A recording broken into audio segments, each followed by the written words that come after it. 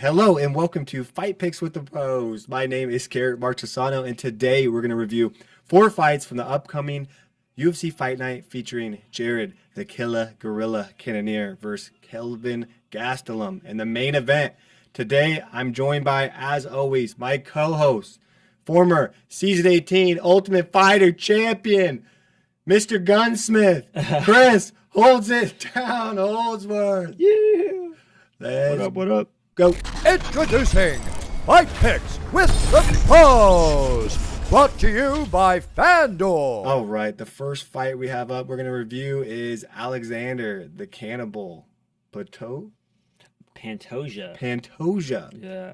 Okay, coming in as the minus 172 favorite. Super good, yeah. He's fighting Brandon Raw Dog Royval, who's coming in as the plus 140 dog. So Royval's getting back in there after a loss to Brandon Moreno. That was a great fight that really got Brandon to get a shot at the title shot. He looked really good that night, but it was a back and forth brawl. Got to give it up to both guys in that. It's his 4th fight in the UFC. So tell me a little bit about this guy. He's 23-5, 8 TKOs, 8 subs, super well-rounded, 7-3 in the UFC with a win over Brandon Moreno. I know when you saw him on the review today, Chris, he popped out at you. So what do you like about Alexander? Yeah, Pantoja, like you said, he's really well-rounded. He's fought the best guys in the division. He fought the former champ Figueiredo. It was a back-and-forth fight. He's got a ton of 8 subs, 8 TKOs. That just tells you there that he can finish you on the feet, he can finish you with ground and pound, or he can submit you. So I'm a fan of guys that can put everything together. He keeps the pace. He's like nonstop, man. Yeah, I was really surprised when he fought Figueiredo. He's just nonstop. Those 25ers just keep going and going. It's just like, it's crazy. And, he's fighting Brandon Royval, though. Raw Dog, that's a great nickname. But I feel like Royval's had a quick rise in the UFC. He had a couple good fights and fought some lower-level guys, and then they jumped him up and, put him against some studs. Moreno, it was a great fight. I think this is going to be a tough fight for Royval because Pantoja is a little bit more experienced, and where Royval really stands out, I think Pantoja might be even better. Like, I think the jiu-jitsu... Really? I was going to ask you that. I don't think Royval's... His jiu-jitsu is really strong, and he usually shines in that area. But I think Pantoja, being a seasoned black belt that he is not going to see any of the tricks Brandon's going to... he's seen all the tricks before. Yeah. So he's not going to get stifled with anything, that Brandon's going to throw at him. I think it's going to be a back-and-forth fight. If Pantoja is smart, he's going to mix things up. He's going to try to take Brandon down. I wasn't really impressed with Brandon's wrestling. He likes to play the guard game and get on his back, which he's great at. But last time I saw Pantoja, he's really well-rounded and he mixes everything up really well. So if I want to pick somebody, I got Pantoja by decision. Okay, I like that pick. Yeah, I was going to ask you, with Brandon Royval coming off 4 straight submission wins, and then he got his loss to Brandon Moreno. So I was going to ask if you think he has a chance of subbing Pantoja.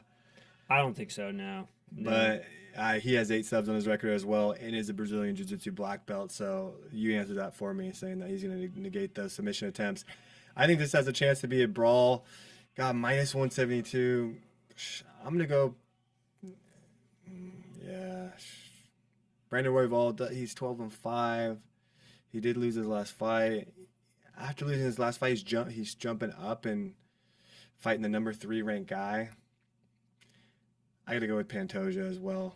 I'm going to say by finish, TKO or KO. Nice, yeah, it definitely could. All right, next fight we're looking at is Clay, the Carpenter, Guida, coming as a plus 144 dog versus Mark, the Olympian, Madsen, coming as a minus 178 favorite. So similar odds to the previous fight. We're all super familiar with Clay Guida. Fights out of here, Team Alpha Male, 36-20, 7 TKOs, 13 subs, the consummate pro. Tell us a little bit about Clay, Chris. Dude, Clay's one of those guys that you just love to see him every time you do. He just welcomes you. His energy, his vibe. The dude gave me a ride from the airport and just like had all CDs. Like, he still plays CDs in his car. He's just super old school, and he's got a great personality. And if you've been watching the UFC for a while, you know he brings the pain. He brings the entertainment as well. He's constantly putting on entertaining fights nonstop. That's why he's a legend. You know, he went into the Hall of Fame, and you know, from all the fights, you know, the Diego fight, all the fights he's had some legendary fights. Oh yeah, some back and forth. So, you know, Clay's the dog. He's never just going to quit on you unless you probably choke him out or knock him out. Yeah, you got to put him away. He's got no quitting him, and he's got no stopping him. He's one of those guys that's like always moving. If I see him, he just got back from a run. He just got back from fishing. The dude's always on the move. And same thing in the cage. Like you see him, he's bound. Oh yeah, he's always bound. You never see him just standing still. Like it's crazy, like the different personalities and different styles everyone has.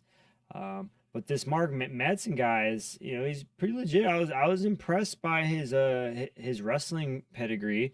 He's a Greco-Roman, a silver medalist. So expect him to try to take the wrestling to Clay. Yeah. I think he's going to try to showcase that he's a better wrestler. Usually when you have somebody who's better, like if one guy's a wrestler, the other guy's I think one guy's going to try to, there's some ego, and he's going to try to show that his wrestling is better.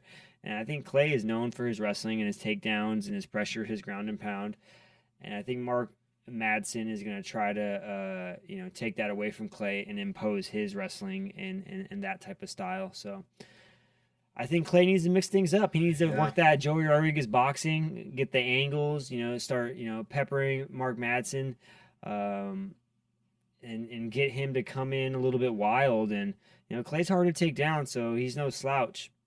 So we'll see what happens here. Yeah, I like this matchup. This is the typical matchup in the UFC of the older veteran gatekeeper, if you will, and then the young up-and-comer on the rise that has a big record but doesn't have many names on their record yet. Yeah. So he would love to throw a Clay Guida on there on his rise up, right? And Clay on the other side would love to say, not yet, buddy, and get a win over him and slide in and sneak a decision win over or get sneaky with the sub. Clay's that veteran. So, the odds are against him. My mind would say Mark Madsen all day long. He's going to win by a clear decision, or I can even see a TKO, or I can see him kind of dominating the fight, really controlling Clay, controlling the cage, controlling him on the ground. That's what my gut and brain is telling me. But my heart is saying Clay can figure a way to make it work. And I can see him staying heavy, peppering the jab, staying busy like he really does with those feints and keep it moving. And maybe he can just keep winning round around and get 2 out of 3. So I'm going to pull for my guy as the dog of the week. I'm going Clay Guida by split decision. Yeah, something that just popped out at me, Mark is 10-0 and Clay is 36-20. Yeah. So is the UFC trying to build this guy, Mark Madsen? That's what I just said. Yeah, did you? I said he's a gatekeeper. They're building Mark Madsen. Madsen. Yeah.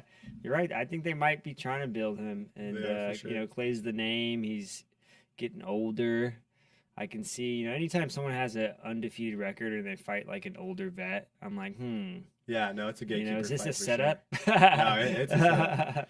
They want to build Mark Madsen up, and off of Clay's name because he has the notoriety in the UFC, and get that on his record. Yeah. But Clay gets to be the party pooper and come in and say, "Not yet, buddy." Yeah. And I would love to see him sneak a win over Mark Madsen. It'd be great. Mark Madsen would have a lot to learn from. And I'd love to see the sneaky veteran Clay stack on another W on that record. So, Chris, let's hear your official pick. I got Clay Guida. I think he's going to catch him with one of those Joey Rodriguez specials. Bing, bing, bing. Get him with a 2-piece and a biscuit. 2-piece and a biscuit. Okay. I like it. You're going Clay. I'm going Clay. Let's move on. We got the dog in that one.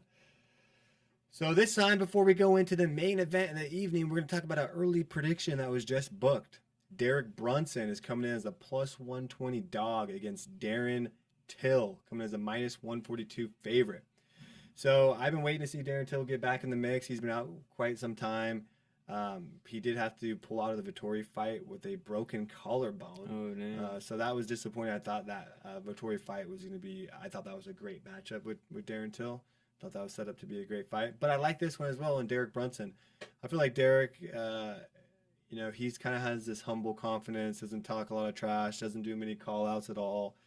He's real quiet on social media, But he's 22-7, 12 TKOs, and when he gets that sneaky, he has this kind of the style that some guys have where he like pressures forward while throwing left and right straights at you, and he's gonna like run at you. Yeah, he's a good pressure fighter. Then he clips you, and he's just walking you down.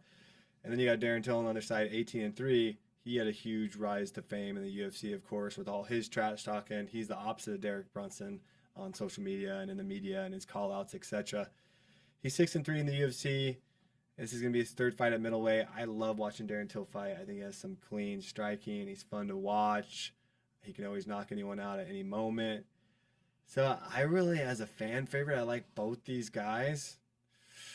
Before I say who I'm leaning towards, let's hear your breakdown, Chris. We'll start with Derek Brunson. What do you think about him? I've always been a fan of Brunson. You know, he brings the good boxing. Like you said, he walks forward, and he's got power in his hands. But what I really like about him is he's got a underrated grappling and wrestling game. His last fight, who was it? Kevin Holland, right? Yep. Yeah. He just dominated him, man. He just kept taking him down over and over again, and the takedowns that he was actually hitting were like pretty sick. Like, yeah, he was getting a lot of like foot trips and stuff like that, and that made me get some more respect for him when he put away Holland, because I had Holland when we did the Fight Pick show. I thought he was gonna win. So did I. So when Brunson took him out, like he jumped up in my credibility book. Even though I've always liked him, that fight really stood out to me. So versus Darren Till, like I like Darren Till as well. He's a troll. Somebody just told me, man, you follow Darren Till, you gotta check out what and I'm like, I didn't think it was that funny or like entertaining as much, but he's a troll for sure. Yeah. I'm gonna go with Derek Brunson. I think his wrestling and grappling he's gonna be able to expose Darren Till in that department. If he's smart, he's gonna make Darren think he's gonna strike, because Brunson can strike him damn self. So he's gonna throw some leather, and then he's gonna put him against the cage and try to wrestle to Darren. Yeah, no, I think that's a great strategy coming from a cornerman there. Derek, what I was impressed with last time, I was really annoyed with him, of course, because I was betting on Kevin Holland to get a win. Not only a win, I was going for the KO win by Kevin Holland. So it's frustrating on the other side when Derek Brunson is just feint jab, takedown, grab single leg, double leg takedown over and over. Yeah. And then Kevin couldn't get up. So 2 minutes in the round, it was only a matter of time before the takedown happened. And then it was like the rest of the round, you're chilling out on the ground. It's like a Habib type fight we were watching. So what I like about Derek is that he has great striking, and guys like that, when you fight another striker like Holland or Till, you can fall in love with your strike. I'm going to prove you wrong, just like you were saying earlier. And I'm going to strike with you to show that I can strike with the best. He didn't fall in love with his striking. Even though he was landing some shots too on Kevin Holland, he kept on going back to the wrestling and the takedown, the ground and pound. So smart by Derek Brunson. And I don't know if he switched up his coaching or what it is, but he's on a 4-fight win streak. He's been looking super good in his fights. Maybe it's that he's dyed his hair blonde in the last year, so he's got the different swag going. But on the other side, I like Darren Till as well. I'm going to follow you on this one. My early prediction is going to go with Derek Brunson. I might even say by finish, a TKO or KO, because I know Darren Till is going to be slinging the leather and leave some openings for some counters. And Derek has some nasty counters. So I'm going to say, for this early prediction, Derek Brunson by TKO. Yeah. I didn't get my prediction, but I think the 4 straight wins, the confidence, and the grappling pedigree. I think Darren Brunson's gonna get the takedowns. He's gonna drown Darren Till in those later rounds, and I think he'll get the TKO as well. Okay. It's time for the main fight pick of the evening. Got it. Gave him a dab. So in the main event, we got Jared, the Killa Gorilla, Cannonier, coming as a -172 favorite against Kelvin Gastelum, coming as a +140 Dawg. So both fighters are coming off losses. Both fighters are coming off L's to Robert Whitaker. So that's kind of interesting. Well, yeah. Can't hate on that. That guy's a freaking stud. And Gastelum is stepping in for Paulo Costa, who had a pay dispute with the UFC, contract negotiations, and pulled out of the fight. So this is the matchup. I'm a big fan of Jared Cannonier. I was tough to watch that last fight, him fighting Robert Whitaker. You know, I thought he had a dog's chance of, you know, beating Robert in that. And Robert's just so tough, so smooth, such crisp boxing. He was in and out and really beat the hell out of Jared Cannonier. I don't know if he ever took a beating like that. He was, yeah, it was bad. His legs were beat up, multiple fractures. So I'm glad it seems like he's fully recovered. He's jumping in and fighting. 13-5, 9 TKOs. You know, it snapped his 3-fight win streak after losing to Robert Whitaker. And, you know, he's a fascinating story because he started in the heavyweight division, okay, being over 225 pounds. Now he's all the way down in the middleweight division. So fascinating story for Jared Cannonier. And he brings the power, man. And when he throws, he definitely has power in his hands. Then we all know Kelvin Gastelum on the other side.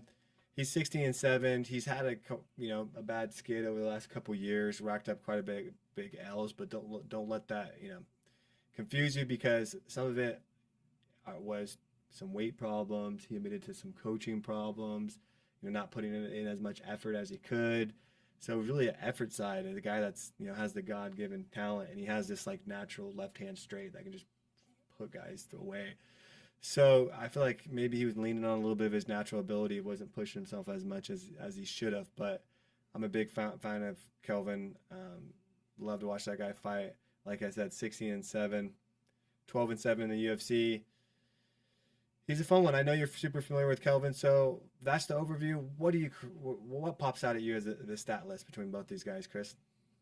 Yeah, I'm a huge fan of Kelvin Gastelum. You know, he won the season right before mine. So I met him and just kind of followed him throughout the years, and we became friends. So, nice.